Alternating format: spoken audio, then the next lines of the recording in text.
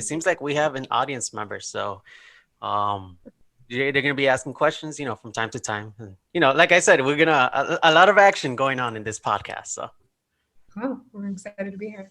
awesome. Awesome. Glad to have you. Episode number 4. Congratulations. That's so Yeah. exciting. Yep. This is To the Moon Entrepreneur, episode number 4, or the 4th show that we have. So yeah, thank you for stopping by, Lacey. Yeah, excited to be here. So I heard that anyone who wants to go to Hollywood, they just go to your platform, CastingDepot or Depot. Yeah, Depot. Yeah. Our platform represents anyone and everyone who would ever want a relationship with the media. So like if you were sourcing talent to interview for your podcast, you could post there. You'll get a ton of applicants from a variety of backgrounds, or a traditional casting director can post a call looking for, feature talent for the next feature film. So the range is quite massive, and we're lucky that talent booking happens within a ton of different verticals. So are you an actor? Am I an actor? Was an actor? Definitely not. No, I was a casting director for a really long time. Yeah. Never, I don't think I ever had the confidence to be on camera. Yeah. Casting director is very hard. It's like you have to have the great actors for the great role. So you must have good eye for talent. Yeah, casting directors need to have a ton of specific skill sets. It's a job where you're talking to people all day long. It's super exhausting, and you have to be good at sussing out the fluff, because you want good talent at the end of the day for that project.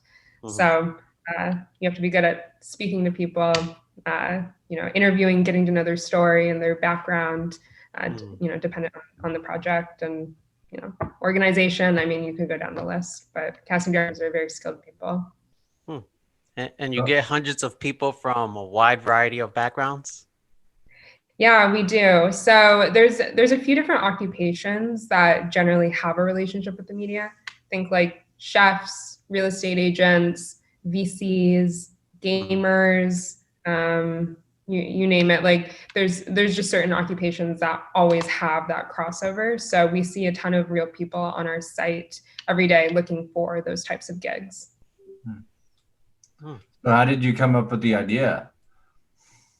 Yeah, two-folded answer, but long story short, hated working for somebody else. That's a great answer. I think we relate to that. Yeah, I think most entrepreneurs have that typical startup moment of like, do I have to do this forever? Like, do I have to for 30 years? No. Yeah. And I met my CTO on Angel, funny enough. He was kind of in the same place at his career, and we ended up building out the platform just essentially out of this need to want to be able to build a better tool for casting directors. So he has a background in marketplaces. The previous company he built was one of the first hires for was a gig marketplace that sold to ADP. So when I told him about this idea, he was like all in. He knew exactly how to jumpstart it. Awesome. Based in the same area as you? Or no, he was general gig marketplace. So. Oh, okay. Nice. So how long have you had the website and the company running for? Yeah. So we launched our beta at the end of July, ran that for about 12 weeks, grew to about 8,500 users, 350 production companies represented from all the major networks like Netflix and HBO. Mm-hmm. During that time became venture backed, which was amazing. Ended up after the 12 weeks taking down the site and stop verifying productions because we had enough user feedback to build a better product. Yeah. Took the capital, hired, built out a better feature set, and ended up relaunching a few weeks ago. So It's been a crazy 8 months or so. Yeah. Congratulations. So you said July, so that's during COVID, correct? Yeah. Yeah. Interesting time to build. Yeah.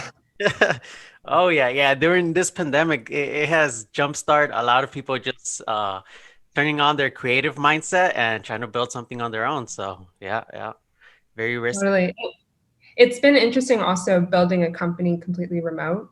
I'm a first-time founder, and I've had to learn and adjust in like so fast and in so many ways, and then on top of it, completely remote and building a team remotely, building a culture remotely. It's another hurdle that I definitely wasn't expecting, but our team is incredible. So it was a interesting, unique, cool time to build. Yeah. I was never good on camera before COVID. Now yeah. I'm on camera at least 3 or 4 times a day. Well, you have Zoom fatigue, I bet. Yeah. It could get tiring being like face to face. Different. Yeah. What were some of the other hard things that you went through in order to build this company? There were a few. Fundraising in the beginning was really difficult. Yeah. I'm a first-time founder, so I look at my pitches that I'd sent out the first round, and it's like so embarrassing. But obviously it worked because someone believed in us. But fundraising for first-time founder in the entertainment space and a marketplace, that was really difficult. Really difficult. There's such a taboo around talent marketplaces, and casting, most people don't understand. It's the same thing as HR recruiting. The job process is exactly the same. It just has a different title. And educating, venture capitalists as I'm talking to them was a hurdle. And that was always a big part of our meeting. So in order to be able to do due diligence or have any further conversations, they would have had to be able to have people to tap, to be able to reference check me. And entertainment and tech don't quite mesh yet. So that was a big hurdle in the beginning, definitely. So marketplace, did you have the chicken and egg problem? We were lucky we didn't. So I ran a casting agency for about a year prior to starting the marketplace. So our go-to-market was tapping that database. Additionally, I've been a casting director for my entire career, and I know where these casting directors live. I know where they look for talent. So we didn't start from scratch. We didn't spend any money on advertising or on paid customer acquisition. It was really just targeting our current opt-in users, saying, hey, we have a better platform now.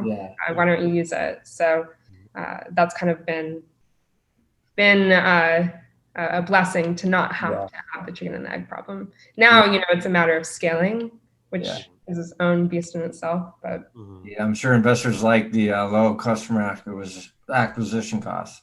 Yeah, they do. 0 to none. Yeah. Nice. Yeah, holy crap. In 8 months, you managed to build more than MVP, already get users. Yeah, this is going to definitely take off. When I saw you on Twitter, and then I checked out your platform and saw how very easy it is to navigate on the website. Yeah, I definitely see a big future with this platform of yours. Yeah, we also on our site, you can post it's a free social network. So you log on, you can comment, like, engage, there's interest-based groups. But our team over the past 60 days also built out compliance hosting and payroll processing.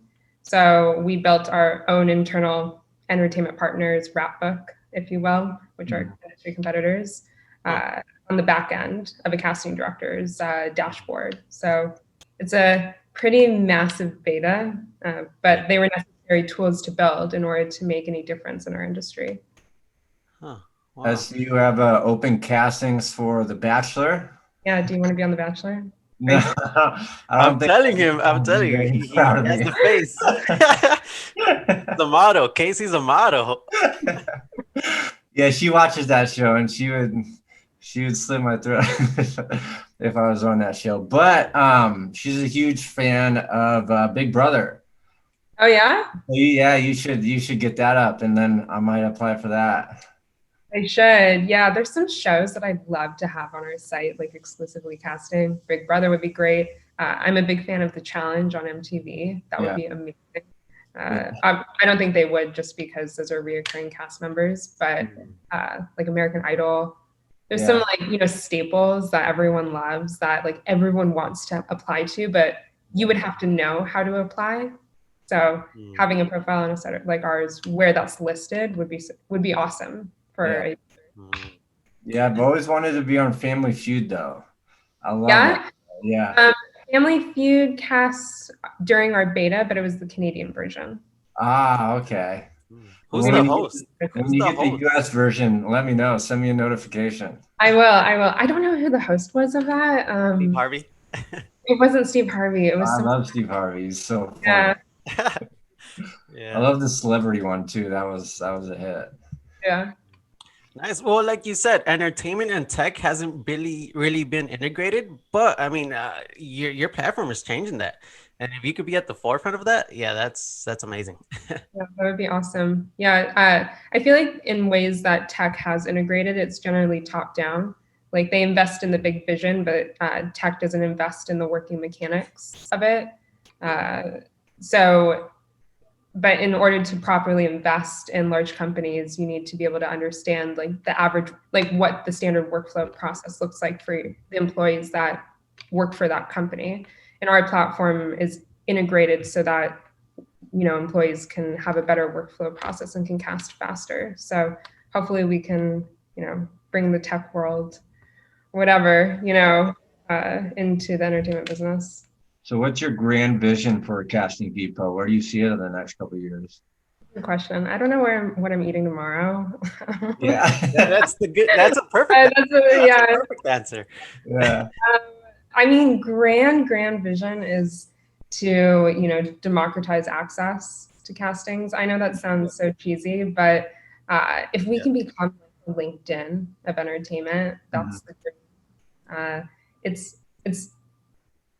It's a big market, and like that's a very lofty goal, but I think it's very tangible just with the tools that we've built, knowing the community.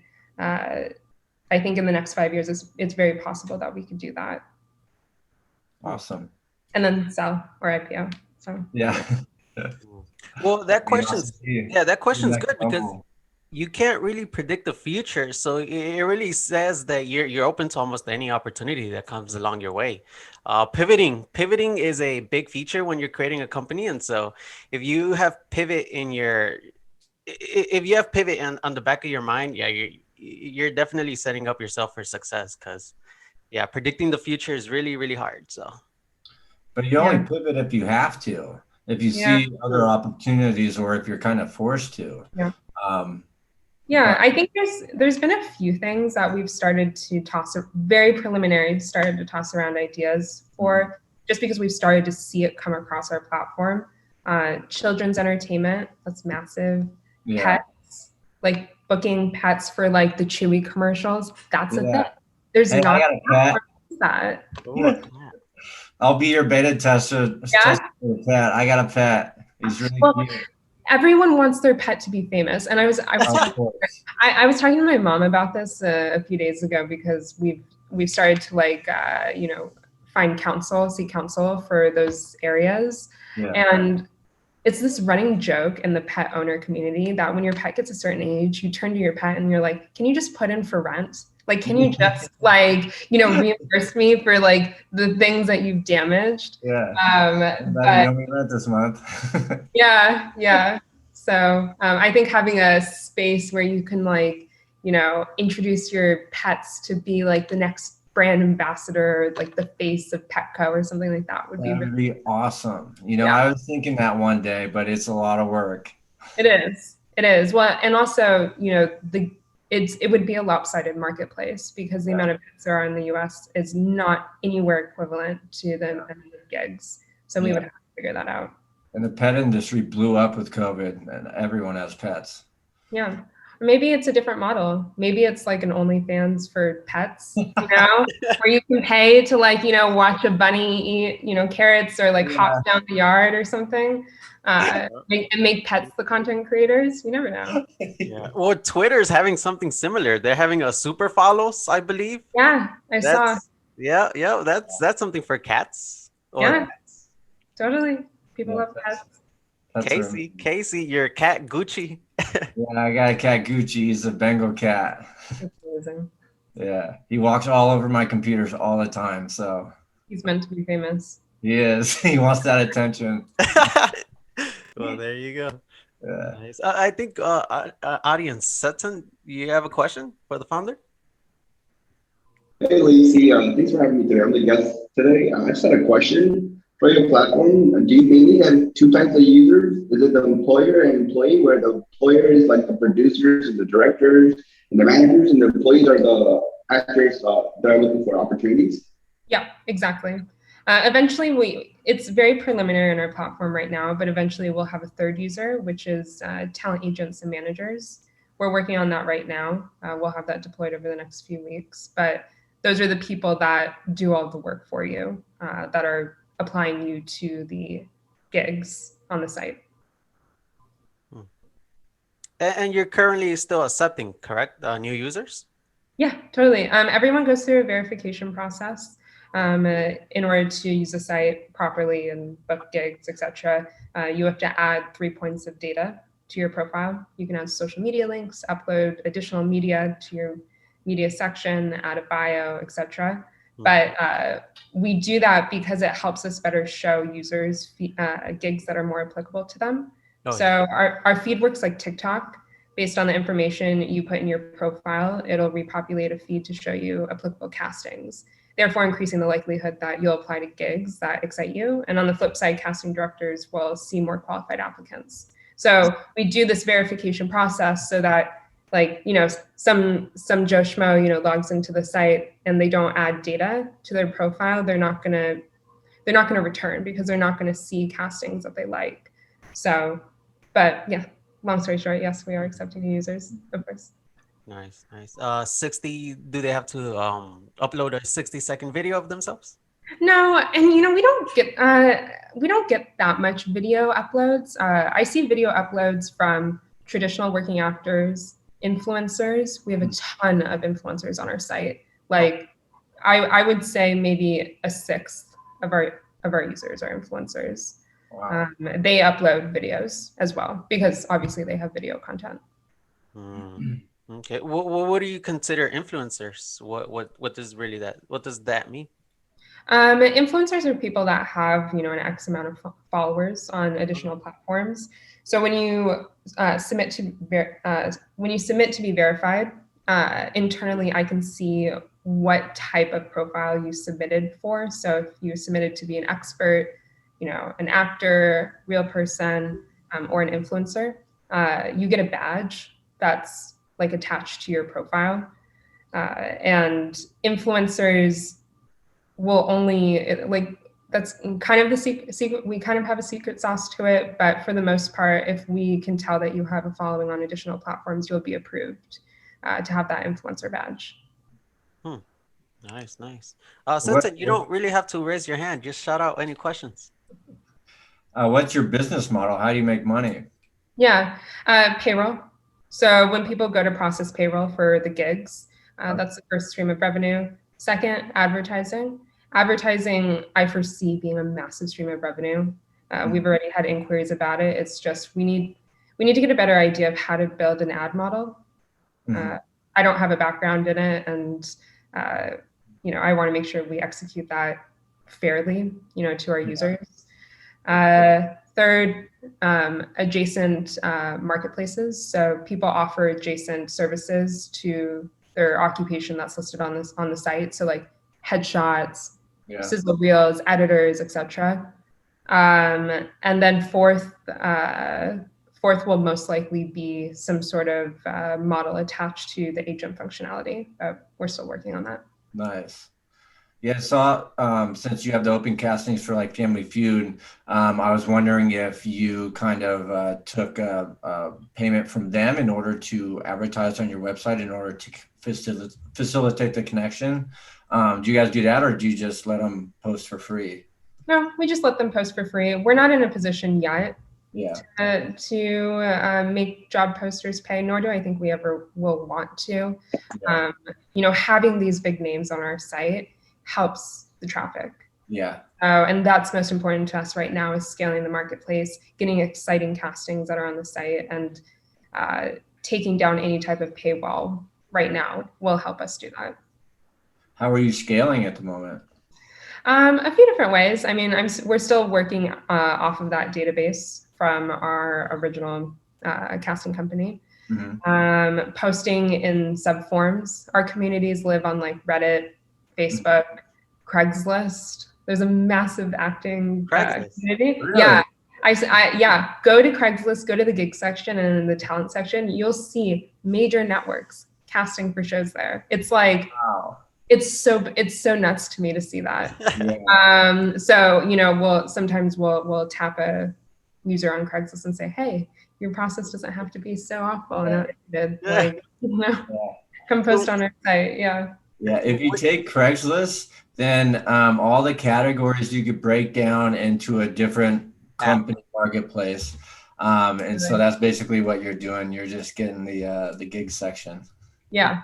Yeah. It's, I mean, LA, New York, Miami have the most gigs, but you'd be so surprised other places that have tons of talent gigs, like Dallas, Park City, you know, Boulder.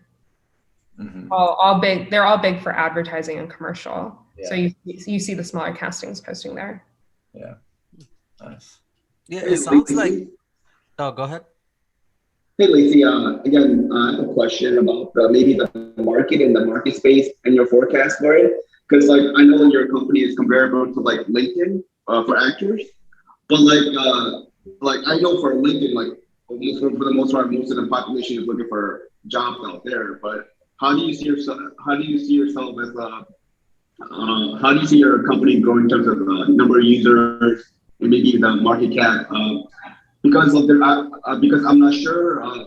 Is there a number of people that are interested in being like in the type of spotlights, like being an actor, or you know, just going to that space?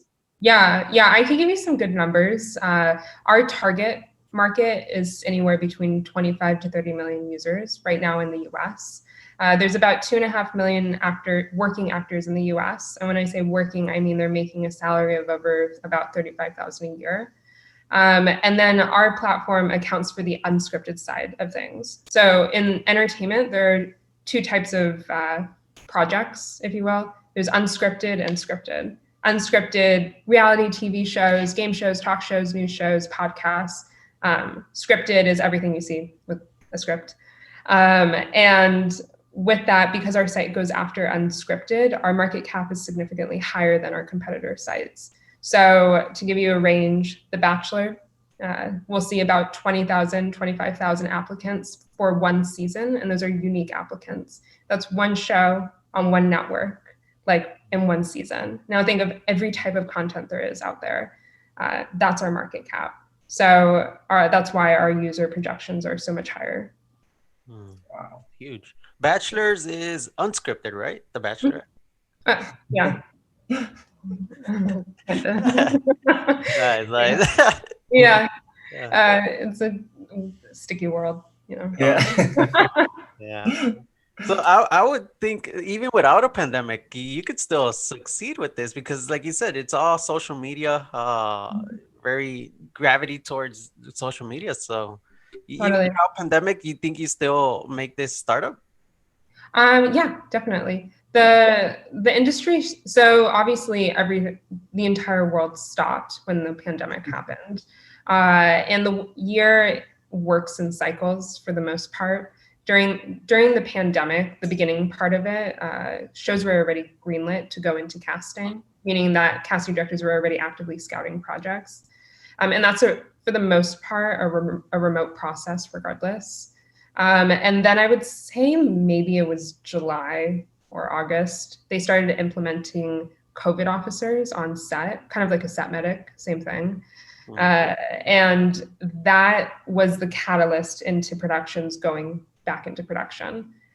So we still see a ton of things filming. Obviously, there's some industries within entertainment that have completely stopped, like theater.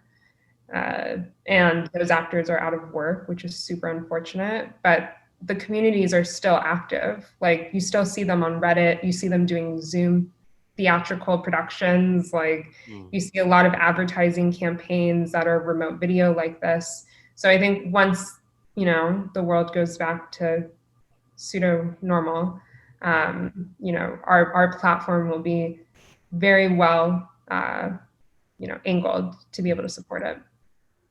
Okay. I was at a bar last week, and in the TVs they were showing this opera. I don't know what it was, but I saw the actors wearing masks in the opera. Really? Yeah, yeah, actors are wearing masks. Like production still goes on. Yeah, I think it was Chicago PD. Yeah. Yeah. Wow, that's. I remember watching the first few episodes of Law and Order SVU, Yeah. and to see them like try to navigate like the mask situation was such a hot debate. You know, like when the characters wear masks on screen, like when they don't. I mean, that's going to be a debate forever going on. You know, for who knows how long. But yeah, it's a weird adjustment. Yeah, in California, you guys have the strictest rules. We do. That's what I heard. It's so I've lived in New York for the past 5 years, and I'm only out here because of COVID. And I mean, everything's open here right now. It's so bad. Oh, really? That's good. Oh, yeah. I mean, not when you have like the highest amount of cases. Yeah. So,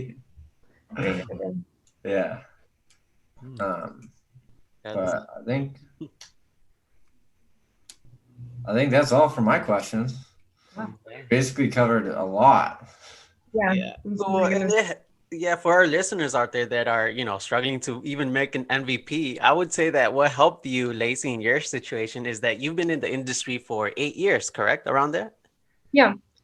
I think in order to build an MVP, like my biggest advice to most of my friends are founders or co-founders, and my advice to them whenever they want to start something new is like start a product that would fix your day to day. Like don't try to build something that you have no idea, like the mechanics and the caveats of the industry.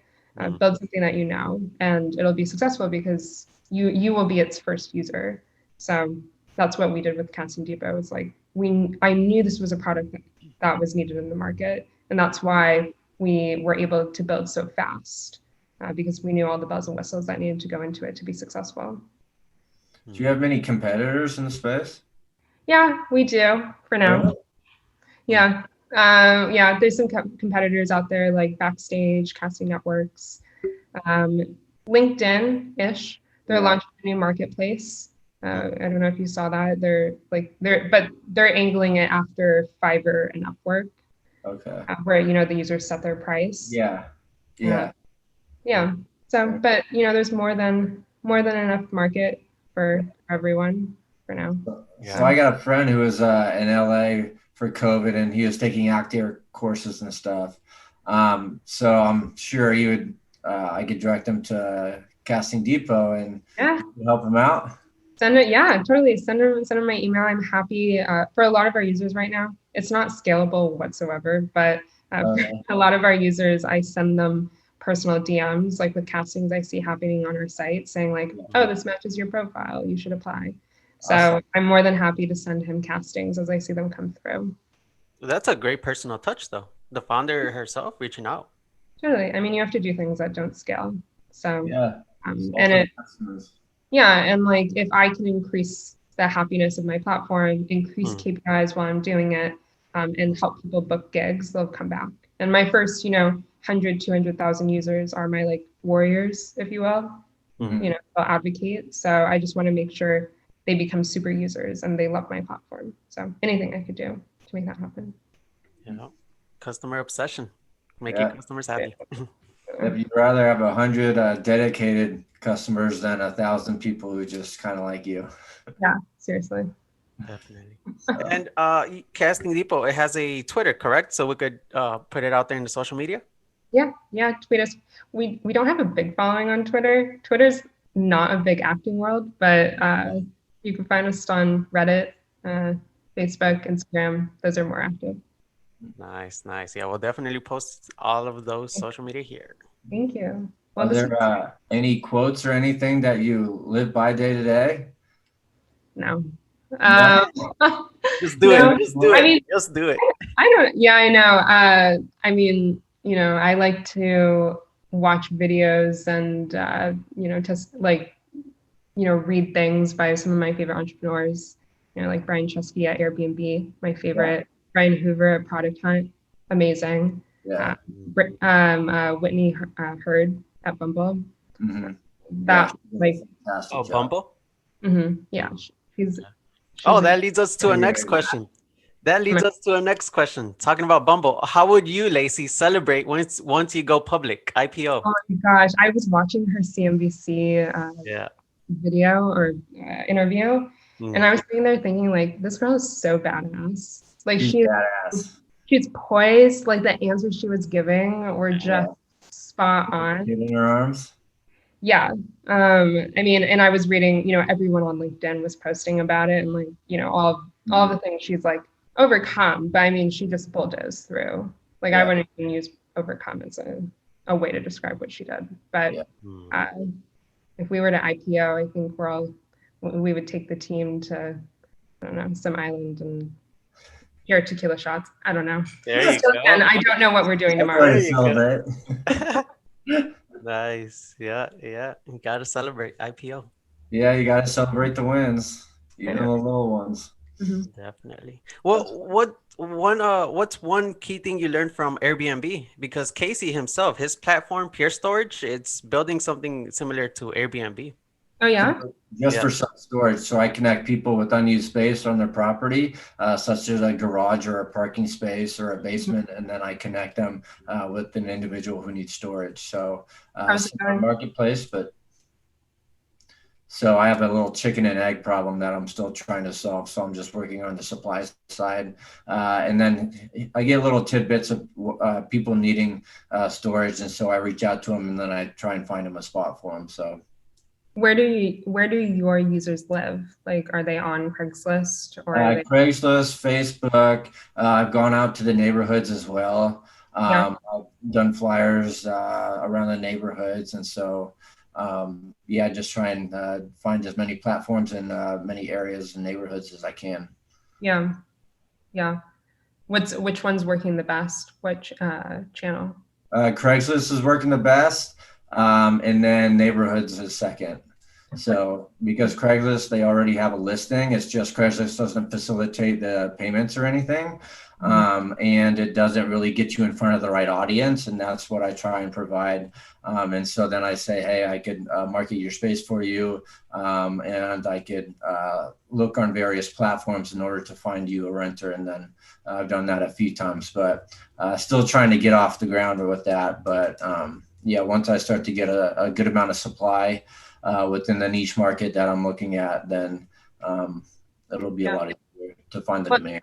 I would definitely say, I don't know if you've looked at the production market, but as companies are downsizing or moving offices or going remote, they often need a place to store their equipment, which is always like massive, heavy equipment. And right now, the way they store is in trucks.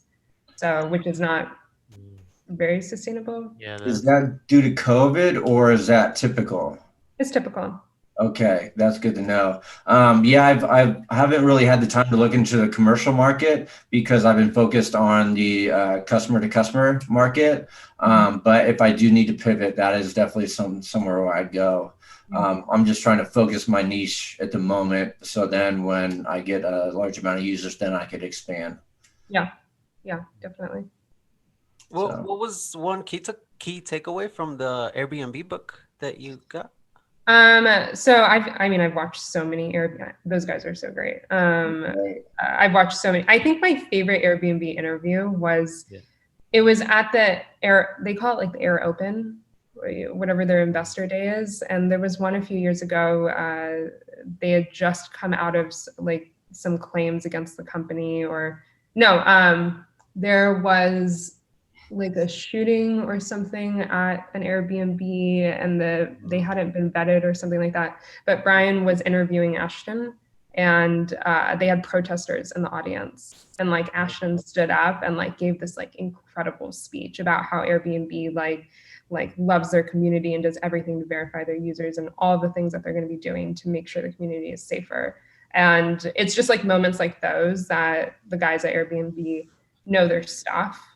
And you can see the compassion that happens. But I mean, even going back, another favorite interviews, I don't know if it was a Greylock interview or if it was a YC interview. He was very early on, just started the company, and they were talking about how they were doing that like cereal Yeah. Yeah. It's a great story. I think it's so great. And like totally makes sense why like a bunch of guys like, you know, mid-20s or however old they Oh were yeah. think like that's a great Yeah. idea. But it's like little things like that, like continuing to do things that don't scale to make the customer like super happy are the takeaways that I take, is like continuing what else can I do to help somebody book gigs and get the resources they need that won't scale right now, but will make people happy. Yeah. You got to be creative. Very, very creative. Seriously. Have you had your cereal box moment? Not yet. I had an investor like mention that we should start sending out like coffee mugs or like stickers to people on our site. I was like, do you want to mail them out? That's pretty random. Well, you think about like a casting director and like what they have on their desk every single day. Okay. And like a mug. Yeah, like a CastingDepot mug. Best casting director ever. Yeah, exactly. I think that would be great. Maybe once we would have to figure out the logistics of that, but I think that would be fun. The guys at Morning Brew built an incredible referral system, and like they ship their users like t-shirts and swag, and like that makes the Morning Brew army so like dedicated to the morning, you know, email that they get. And if I could figure out like what that our shtick is, I think that would be a fun like nice to have, you know. Yeah. Yeah. It was good to give your customers a little extra. Yeah. Show some love. Yeah. Awesome. Oh man, this was a beautiful, informative episode of the podcast. Is this okay? Yeah, this is one of the best ones. How do you guys find new people to chat with? I'm sure entrepreneurs are a dime a dozen though. So. This is mainly Franchesco. Twitter. I personally reach out like I did to you. You had a funny GIF that you posted, and I respond with another dancing GIF, and just like that. That's funny. People on Twitter are so serious. So I Twitter? just like, yeah, like I'm posting GIFs or how I talk to other people. So Yeah. Well, I mean, I was mostly all on LinkedIn, 100% on LinkedIn. But then an Apple director, he told me that all the smart people are on Twitter. And so I decided to give it a shot. And on the first week, there's so many interactions going on with a post with 0 connections. And I mean, that moved from LinkedIn to Twitter. And Twitter, there's a lot of engaging people there. Yeah. Well, everyone wants a chance to tell their story. So if you ever want to post a casting call on our site, let me know, you know, for entrepreneurs. You'll get some. There's a bunch of entrepreneurs on our site. So nice. Yeah. Beautiful. Well, thank you for stopping by in this fun, quick, and informative episode, Lacey. Thank you for joining us for episode number 4. I'll definitely shoot my buddy a message and send him over to you. Yeah, thank you. Any referrals are always welcome. We'll get him booked. Yeah, awesome. There you go. Awesome. Yeah, appreciate it. But yeah, we'd love to have you in future episodes and just see how your startup progresses. Yeah, thanks guys. Talk to you soon. Thank you. Have a good weekend. You too.